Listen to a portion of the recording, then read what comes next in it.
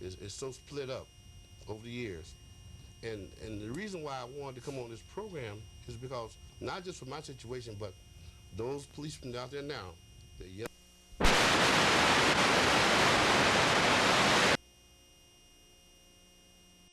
police in the Air Force. And when I got out of the Air Force, I applied for the police department, and I completed the academy, and I was completely automatically assigned to the 7th District, the district I grew up in, and I became what they call the 7th District Rangers.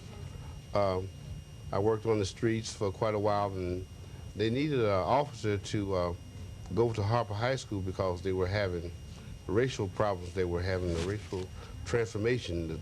The white neighborhood was turning to blacks. They didn't have enough black policemen over there to represent the kids, so they asked me to go over there.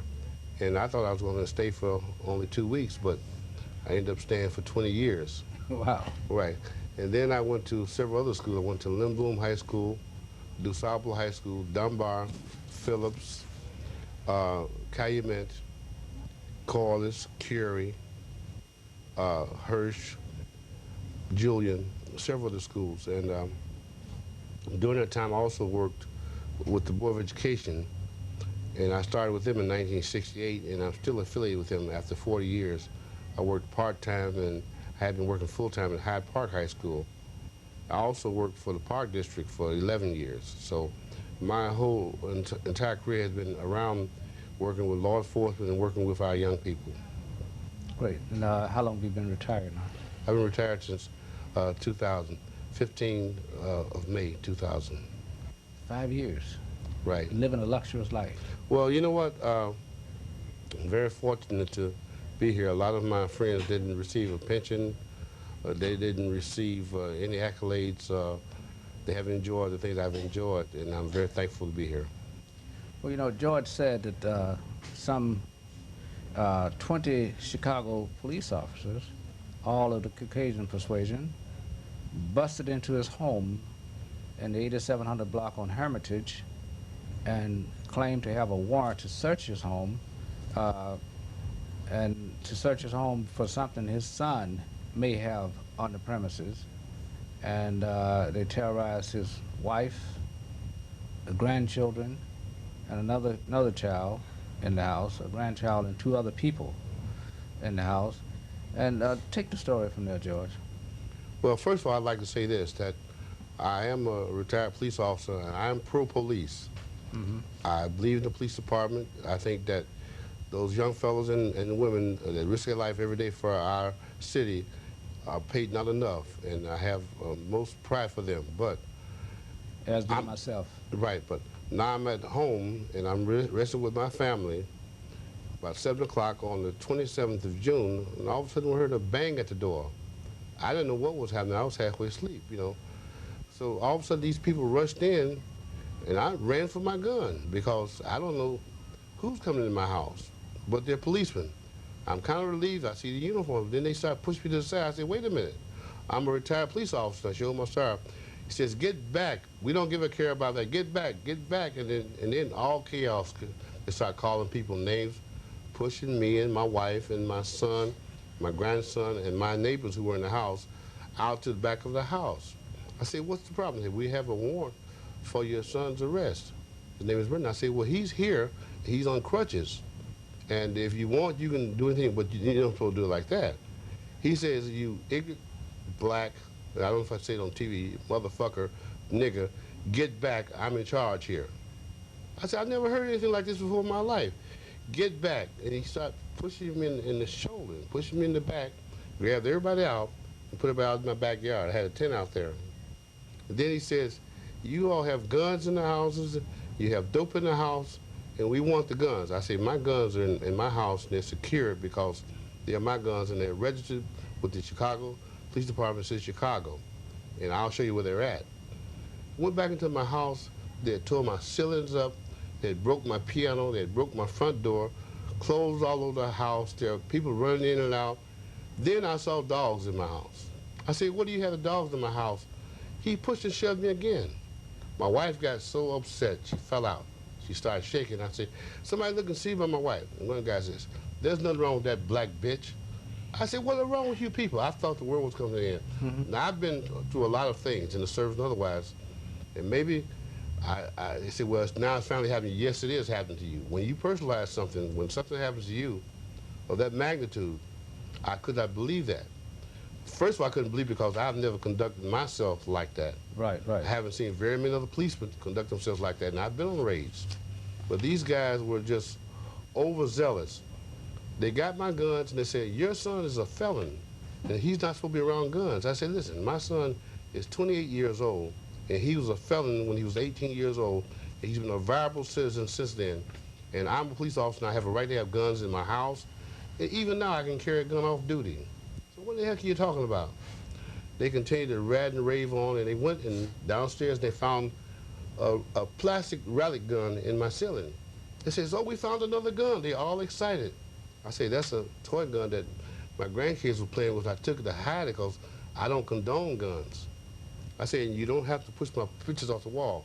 I had pictures of my accommodations. I had large pictures of me. I was very proud to be a police officer. It seemed when this one particular sergeant saw all these awards and all these things I had, he became outraged.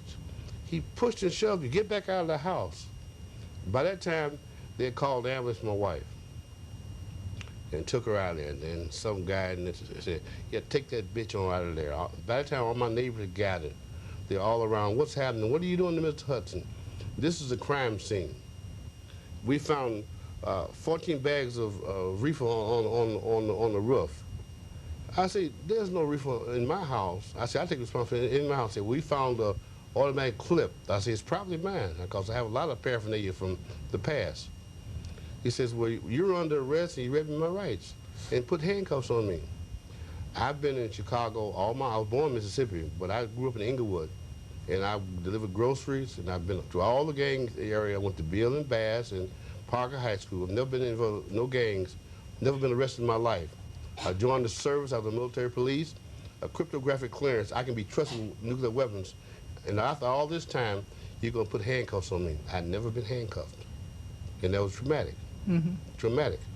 Okay, they took me and they put me in a squad car, a prisoner car.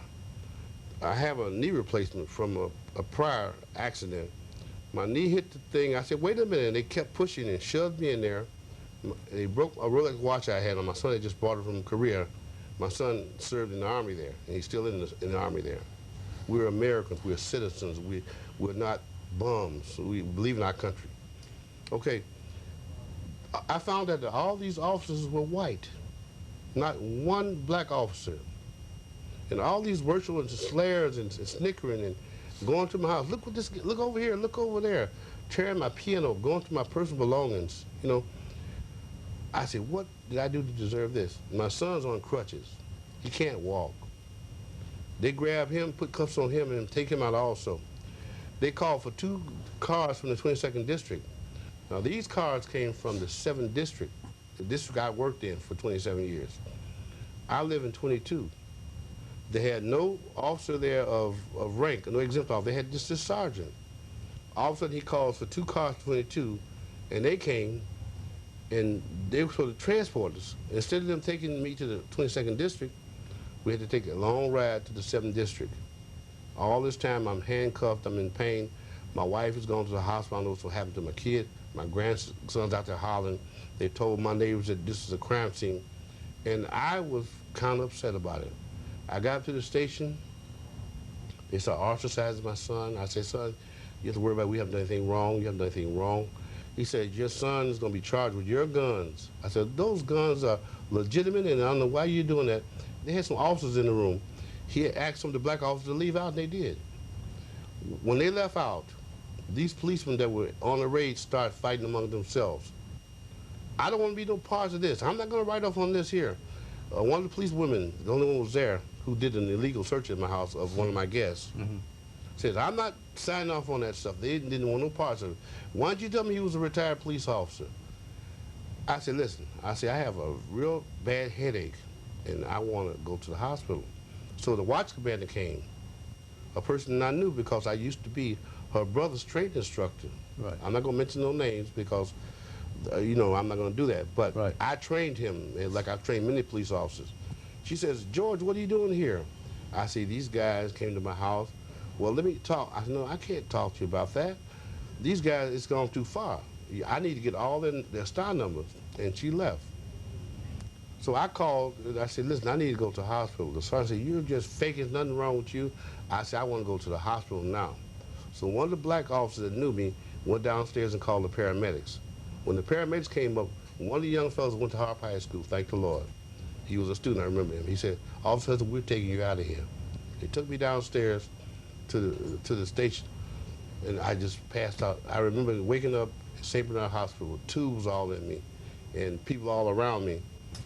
And then all of a sudden, here come these policemen, and two policemen came in with a bag.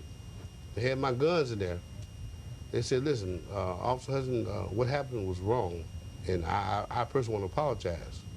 And gave him put my guns on the side of the bed where we're at. Mm-hmm. And I looked at him, I said, well, that's not going to do me any good. What about my wife? What about my son? What about my kids? What about my house?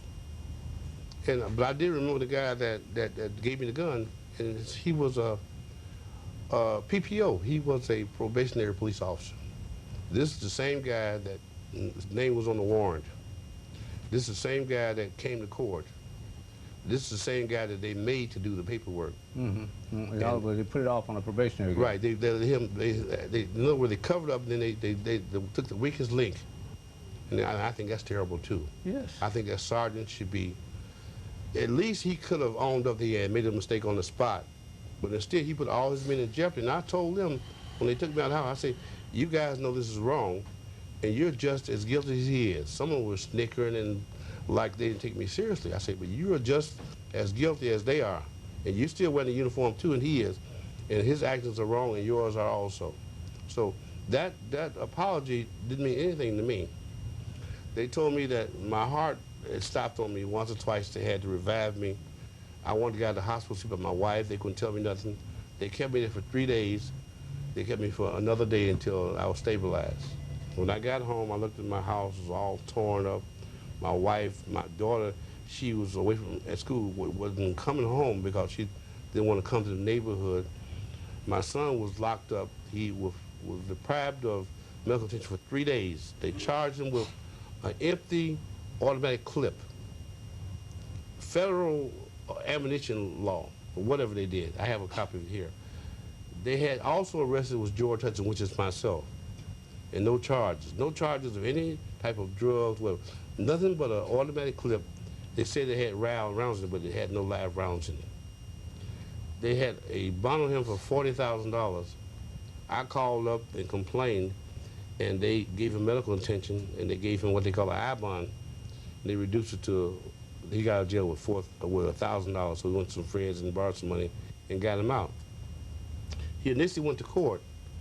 The judge that initially signed on to the warrant wasn't there. He was the presiding judge. Now, they switched judges, and then they had a continuance. Then the next time it comes up, my son goes there. They didn't even have a formality. They just say, well, you're free to go. This is dismissed. Because someone had made a phone call, and they had found out that all this was bogus. There was no weapons involved. There was no violations. And to make a long story short, we didn't do anything wrong. The only right thing we did was we woke up that morning and law-abiding citizens having a family meal with friends. We didn't do anything wrong. We didn't resist. We didn't ostracize them or fight them back in any kind of way. They did everything incorrectly. Everything incorrectly. And if the people that are police officers, they know what they did was wrong. And if I identify myself as a police officer, that means I come in peace. You have nothing to fear here. There's no resistance here. I'm going to cooperate with you because I've been raised before. If you have a piece of paper there, I don't know what my son do when he's not in my house. I know what he's doing when he's there, and I'm there. But you done took my control of my house, took control of my manhood, and I'm a very proud person. And I've helped a lot of people, and I'm hoping that when this is aired, I hope that the people that know me personally, I hope that they come to my aid in terms of understanding and getting the word out that if that can help Officer Hudson after all he's been to me and all he's tried to do in his lifetime, it shouldn't happen to anyone. Not just because I'm a black man or ex-policeman, That shouldn't happen to any working man. But any man has a right to come home to his family and have peace of mind. And another thing, I worked with the neighborhood relations program when it first started out in the 7th District. Had baseball teams, 60 policemen, the policemen now I helped raise. Anthony Williams, he's a minister. Thousands of young people I've touched their lives, and I've tried to do the right thing, and I can see the results of it because I see them every day. They work down and they work for their prisoners, they teach the prisoners, they evangelize, they're nurses, doctors, lawyers, all over the place. They know me personally, and I've tried to position myself that way. Well, tell me. Let me say this to you. Some of my friends said, well, you know, George, that happens to black folks all the time. I said, well, that's because you accept that fact. I don't accept it. I haven't lived that type of life. And there are a lot of other policemen that are exposed to certain things that haven't come out because we don't have the proper representation. Now, had I been an Irish policeman, a German policeman, an Italian policeman, or whatever, that organization would got together and would talk about the injustices. I had no one to turn to. No one. The Afro-American Police Association is so split up over the years. And the reason why I wanted to come on this program is because, not just for my situation, but those policemen out there now, they're young and they think that everything's secure. Something's going to happen to you. Who are you going to have to represent you? And it's got to be organizations formed. It's got to be communities that back us up. Not just black policemen, any policeman. That shouldn't happen to a fireman, a working man. Once you identify yourself as a legitimate person, and plus that, it's amazing.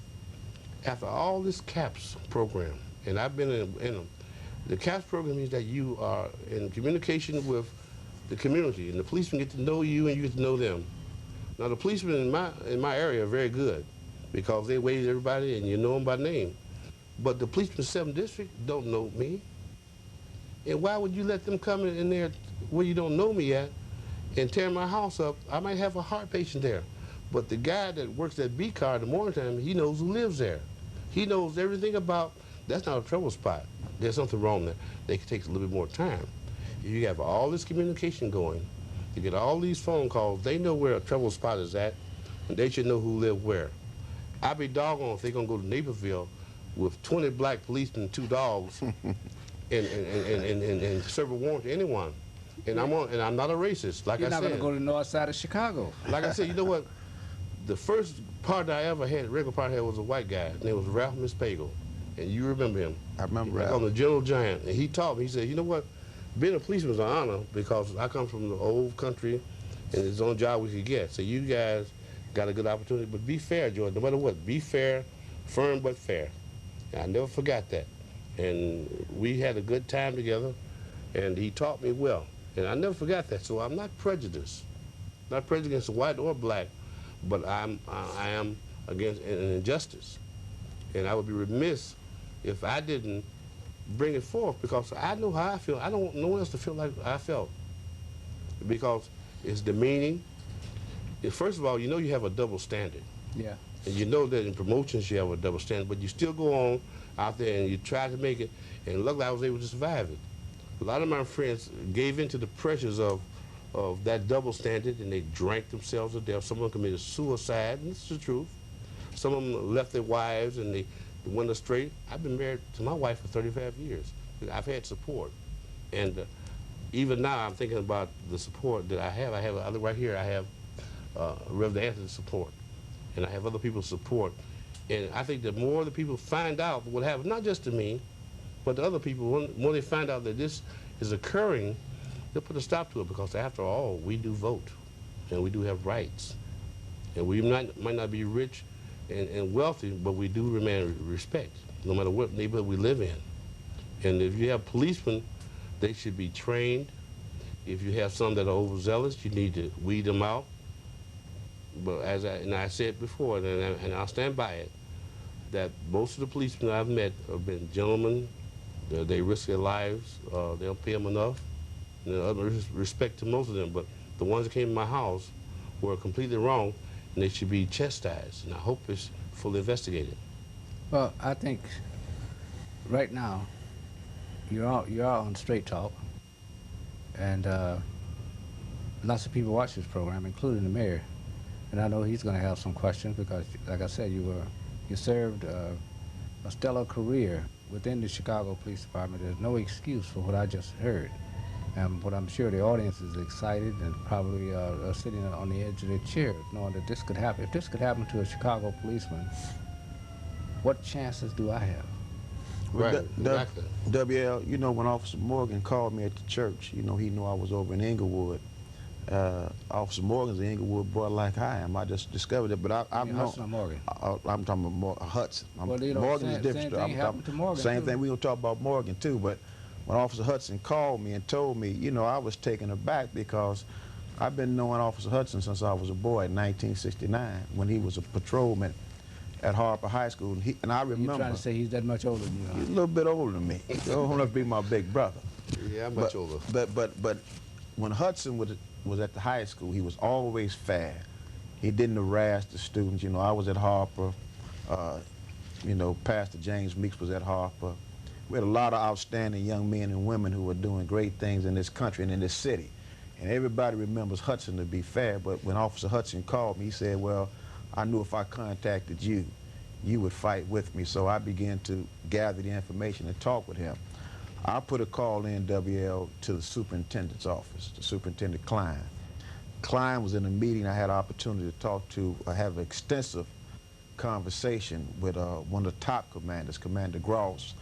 I had called First Deputy Superintendent Dana Starks, WL. He never returned my call. He never returned the call. But the fact is that Superintendent Klein is aware of this situation. I happen, WL, to serve on the committee of public forum with the community. The community and the police get together, the faith-based community, talk about policing. So I kind of have some insight in terms of, you know, what police have to go through. And once again, I say on this show, WL, I'm not anti-police. You need the police. We're not saying that. But for this to happen to a distinguished, decorated officer like Hudson is a crime and a sin. And the thing about it, Officer Hudson lives at 87 Hermitage. That's the 22nd precinct, I believe, right? 27th district. 22nd district. But yet, WL, 20 white police come from the 7th district they really terrorized this man. So I had a chance to go look at the house, see what was happening. And what happened, WL, when we put it out to the press ducked this issue. WGN showed up with a cameraman. They didn't send a reporter, they sent the cameraman because they did not want the public to know what's happening. There's a strange pattern occurring, WL, with ex-police officers. Once again, Howard Morgan. Howard Morgan, 15-year veteran, now he was a railroad cop, was shot, WL, over 40 times. Then they took him and handcuffed the man to the bed. So we've had numbers of ex-police calling me now, WL, talking about how they have been harassed by active police. You know, when they break into Officer Hudson's house and they look on the wall, as soon as you come in this door, WL, there's a picture of him with his uniform on at his squad car. Now, damn, you can't fabricate nothing like that. He shows them the badge. Hold up, I'm ex-cop. They make these statements, cursing statements at him, profanity at him. This man almost goes into cardiac arrest. So the bottom line is this strange pattern that's occurring has got to be dealt with, WL. So, you know, I'm very grateful. See, because this is the only place we can come and tell the story. Because besides the Chicago Crusader, who did a story on it, the other media, the other black media has not said anything. So I'm just glad we're on Straight Talk so the public can know what's going on. And a lot of people might say, well, so what? He's ex-police. No, no, no. But this is a citizen. This is a man that was at home, WL, and this was a man who was violated, you know, in his home. I mean, it's when you hear it, I mean, the whole story is almost bizarre as you break down the story. I mean, the same thing with Officer Howard Morgan. You know, bizarre. So I mean, you've got ex-cops who have served this city, served this country, and these police are getting these kind of treatments. Something is, it's something is morally wrong with that picture, WL. So I'm just grateful that, you know, we're able to come here on this show to talk about this issue. And I just hope that particularly that being a police is a tough job, man. It's a tough job. But somebody has to be a police, because there are some people that's not going to do right. There are some people that are going to break the law. So we need police. But when you hear of a case like Officer Hudson in particular, in terms of the type of damage that was done to him, this can never happen again in this town, WL, never. So, you know, I'm just glad that we're able to get this story out to the public. Well, Straight Talk uses this media for that purpose, to try and get the stories and try and get information out that we feel our community should know about, in order to protect themselves from the same kind of crusade, same kind of thing. Because some of these officers are crusading in our community, looking for somebody to arrest. Oftentimes, if they can't find it, they manufacture something. And I'm not indicting the police department. This is a select few that we're talking about. Correct, correct. With that select few, it's giving a black eye to all law enforcement.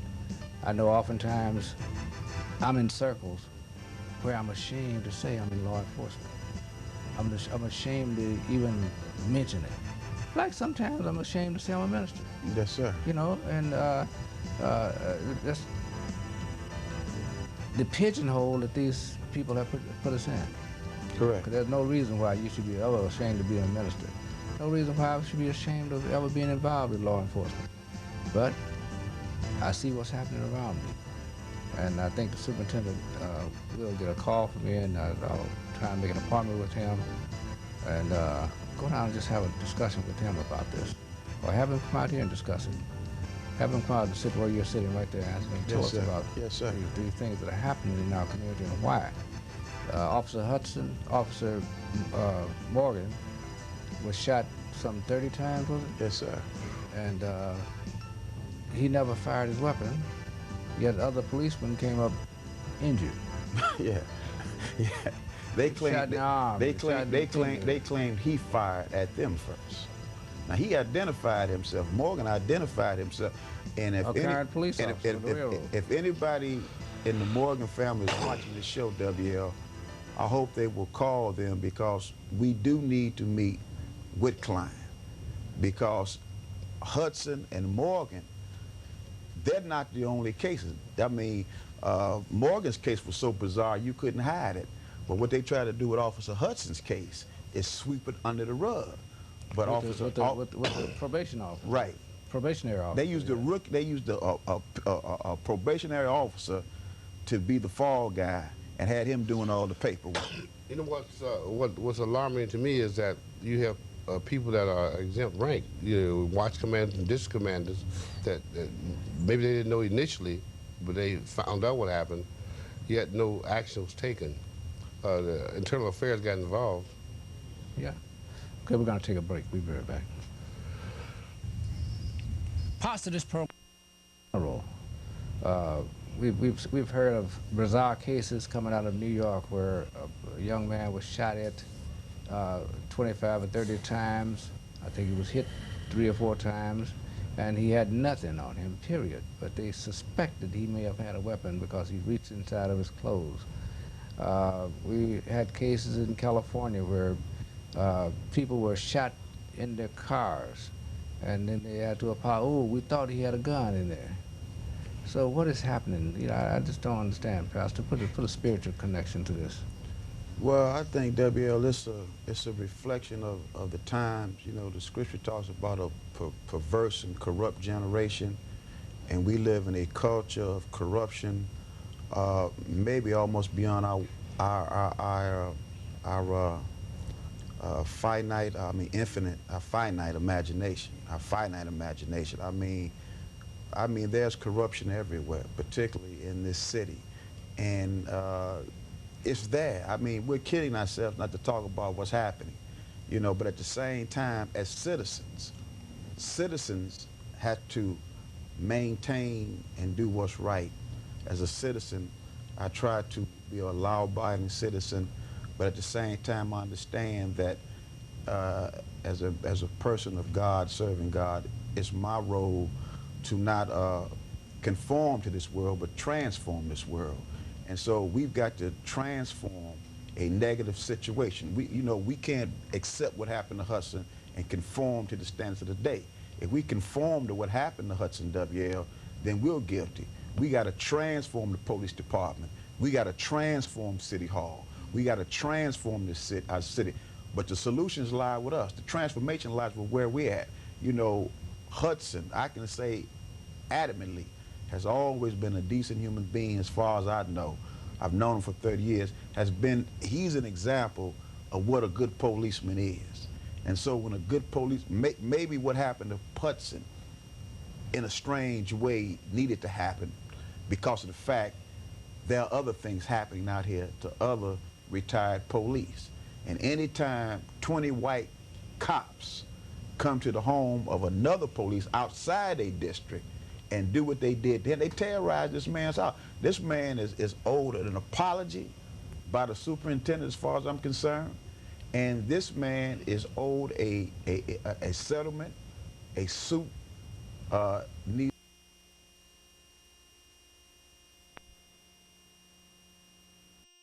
What? Daley, he was I'm sorry, his name is Burke, Commander Burke. He's Okay. now with Mayor Daley. He was in charge of school patrol for years. Okay. Yeah, he's a very fine man. I know Burke. Right, very fine man. Yes. In fact, Burke, during his time in the school system, he used to help us Yeah. get into the schools to do our youth. Right. We used to do a program called Busy Bees. We would go into the school and tape the A and B students, give them a show, as an incentive. When we finally opened the studio here, we started bringing the schools to the studio to highlight those kids that made A and Bs on their grades. But Yeah, he's one of the better commanders. Yeah. He was. But in retrospect, as you said, you are pro law enforcement. Right. Because you have 34 years. That's half your life. More than half. I was waiting for you. More than half. I was waiting for you to rebut that. Okay, it's more than half your life that you Right. spent in the Chicago Police Department, Right. working on behalf of the people. So you had to develop a pro attitude to that. That's too long to be dead. I don't even want to die and stay that long. Yes, sir. You know, if I happen to lay it down, I'm not going to let it lay down no 34 years Well, you know what? before I pick it back up. I'm going to say something to you that even though I had this bad situation, I've had real good situations. I've had rewarding situations. I've gone to places where they call my name out. 27. Pilots, doctors, lawyers, reverend. Say, well, officer, we're going to take care of your mother. You took care of us in high school. So I've had some wonderful experiences in life with the people I've met. And I've met other policemen along the way that I've known that they have helped people Man, you and got saved people's life. You got some very fine policemen yes, on the no doubt about Chicago it. Police Department. Right. I have a lot of friends on the Chicago Police Department. But they don't make any more Hesse Stewarts. I don't know if you remember Hesse Stewart. I have white police friends of mine. If they knew that what happened to me, they would be appalled because they know what type of guy I am. It ain't about all that what they did. It was unnecessary. There's enough crime out here to be fought besides filling straws. Manufacturing stuff. Right, and I say again, the CAPS program is a very good program, but I think that maybe they need to overhaul it a bit to let these officers be in tune with what's happening in their immediate area so they can identify who's who and what's what. Not stereotype, but identify.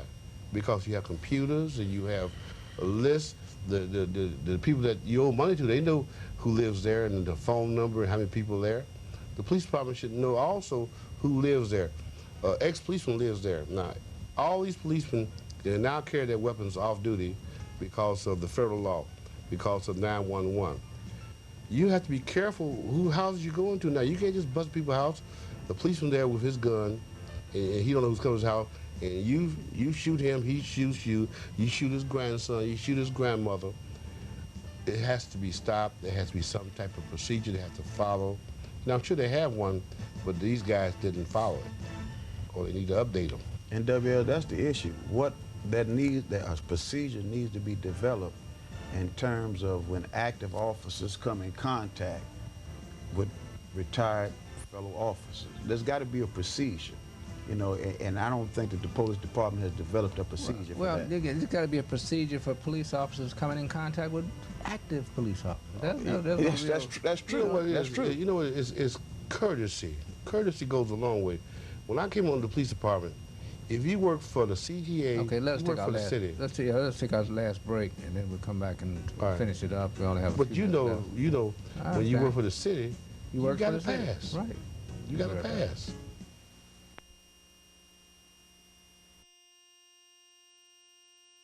Place regarding an incident like this. Right. George, final word.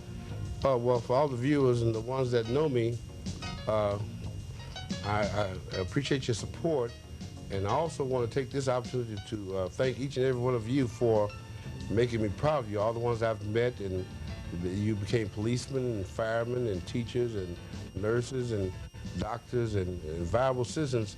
I'm very happy to have had some parts in your lives, and I hope that you continue. And even though this thing was a negative thing, life is so fair that these things will pass you by as long as you stay focused. And I would give someone advice, and I would definitely give these policemen that came to my house advice. Whenever you have doubts, just follow the golden rule. Do people as you have them do unto you. Do unto others as you would have. Right, that will them take do you a unto long way. And all this overzealous and hunting down niggas, if you see the expression, would not even exist We're out then. of time, guys. Yeah. Thank you very much for Well, I'm joining us on glad the show. Thank you very much for Yeah. joining us. We hope you've enjoyed. You're watching Cable 25, the pulse of Chicago.